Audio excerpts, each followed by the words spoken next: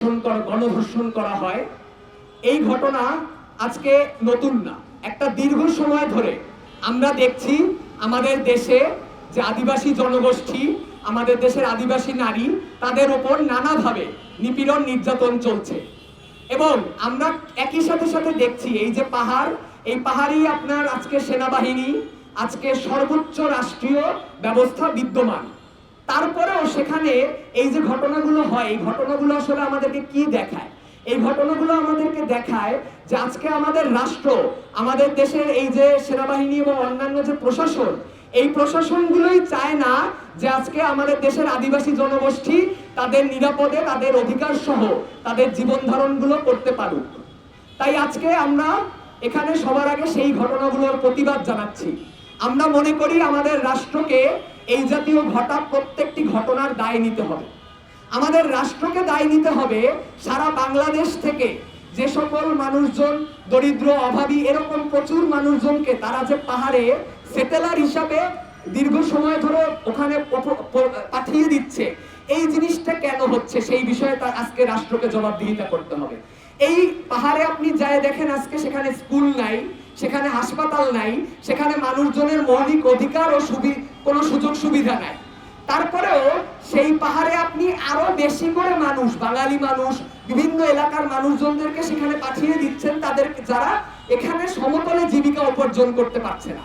ফলে কি হচ্ছে, আজকে পাহাড়ে সেখানে আদিবাসী এবং বাঙালিদের মধ্যে একটা কঠিন অন্তর্দ্বন্দ্ব, একটা কঠিন সংঘাত তৈরি হচ্ছে। এবং এই সংঘাতে পাহাড়ের যে প্রশাসন, সেখানকার আদিবাসী জনগোষ্ঠী তাদের প্রতি একটি নিপীড়নমূলক ভূমিকা ধারণ করছে। দেখুন সংগ্রামী জনগণ, আপনারা জানেন যে আজকে বাংলাদেশে কিরকম প্রশাসন ব্যবস্থা চলে। এখানে যখনই কোনো অফিসার কোনো রকমের দুর্নীতি করে, কোনো রকমের অপরাধ করতে গিয়ে ধরা খায়, তখন তাদেরকে শাস্তিমূলক বদলি হিসেবে পাঠানো হয় কোথায়? ওই পাহাড়ে। অর্থাৎ আজকে আপনার প্রশাসনের যে মানুষটা সবচেয়ে ধর্ষক মনস্তত্ত্ব সম্পন্ন, প্রশাসনের যে মানুষটা ধর্ষকদের সহায়ক, সেই মানুষগুলোকে আপনি পাহাড়ে প্রশাসনের অফিসার হিসেবে পাঠিয়ে দিচ্ছেন। কেন? পাহাড়ে কি আজকে মানুষ থাকে না? পাহাড়ে যায় আদিবাসীরা আছে, এরা কি আজকে আপনার দেশের নাগরিক না? তাহলে আপনার শাস্তিমূলক বদলি কেন পাহাড়ে হবে? কেন এরকম জায়গায় আপনি ওই মানুষদেরকে, আপনি এই ধরনের অসৎ কর্মকর্তাদেরকে আপনি ওখানে পাঠিয়ে দিবেন? এই যে একটা ব্যবস্থা দিনের পর দিন ধরে চলতেছে, এই ব্যবস্থার ফলাফলই আজকে এই দেশের আদিবাসী জনগোষ্ঠীর উপর এইরকম নিপীড়ন। এই নিপীড়ন আমরা অনেক দিন ধরে দেখে আসতেছি। সেই কাপ্তাই বাদ দিয়ে যখন হচ্ছে পুরো আপনার পার্বত্য এলাকার একটি বড় অংশ ডুবিয়ে দেওয়া হলো, কখন এটা হয়েছে, সাজেকের সময় হয়েছে, নগাম গণহত্যার সময় হয়েছে, কল্পনা চাকমা অপহরণ হয়েছে, একের পর এক ঘটনা ঘটেছে। এবং এই সকল ঘটনা আমরা কি দেখেছি? আমাদের রাষ্ট্রের সেনাবাহিনী, আমাদের রাষ্ট্রের প্রশাসন, এরা সরাসরি ভাবে এই বিষয়গুলোতে বিভিন্ন রকম মদত দিয়ে এসেছে। তো এটা আসলে কি প্রমাণ করে? এটা প্রমাণ করে যে আমাদের রাষ্ট্রের আজকে আদিবাসী জনগোষ্ঠীকে দেশের আর 10টা নাগরিকের মতো দেখার কোনো ইচ্ছা নাই, কোনো আগ্রহ নেই।